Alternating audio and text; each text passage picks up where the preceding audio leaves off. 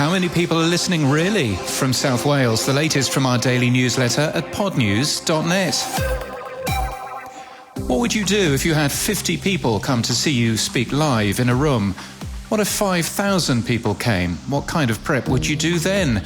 Stephen Goldstein writes about visualizing a podcast audience. It's hard to build an audience, he says. It's easier to lose them. You'll find it linked from our show notes and our newsletter at podnews.net.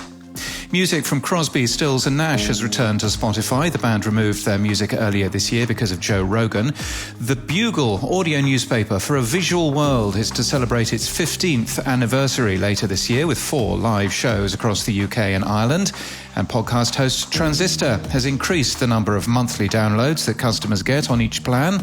The company has also got Spotify pass-through for better playback data. It's a Monday, so time for some tech stuff. Albi, a browser extension for cryptocurrency, has added its own podcaster wallet. The service allows you to earn from your listeners as they listen. The company's written a full guide to enabling your podcast. We'll link to that today from our show notes and our newsletter at podnews.net. And we've added direct links to Anytime Player and Podvine in our podcast pages. We'll link to Podland as one example. Those new links appear in all newly generated pages, and you'll also see links into Global Player where they exist. And in podcast news from Pushkin, revisionist history is back. This season, Malcolm Gladwell focuses on experiments, thought experiments, failed experiments, experiments that end up in salt factories and file drawers filled with carbon copies, experimental endings to Hollywood classics, and a deep dive involving Will and Grace. It's from Pushkin Industries, and we thank them for their support this month. In 2017, broadcaster Sheila Fogarty began to notice the same face appearing in crowds on the tube outside her Leicester Square workplace.